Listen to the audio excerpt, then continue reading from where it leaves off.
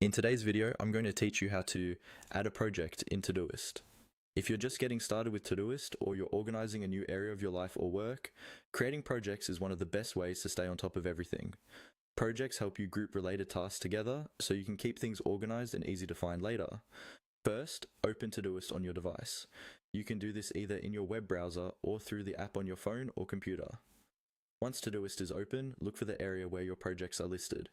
This is usually on the left side of the screen on desktop or in a menu that you can open on mobile. Now, find the option for My Projects or your projects list. This is where all your existing projects live. To add a new one, you'll want to look for a plus sign. This plus sign is usually near the top or bottom of your project section. Go ahead and click on the plus sign to begin creating a new project. When you click the plus sign, you should see an option that says Add Project. Click on that. This tells Todoist that you want to create a completely new project, rather than just adding a task to an existing one. After you click Add Project, Todoist will guide you with on-screen prompts. This is where you can customize your new project. You will typically be asked to give your project a name.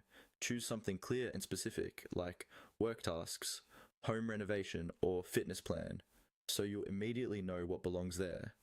You may also see options to choose a color for your project.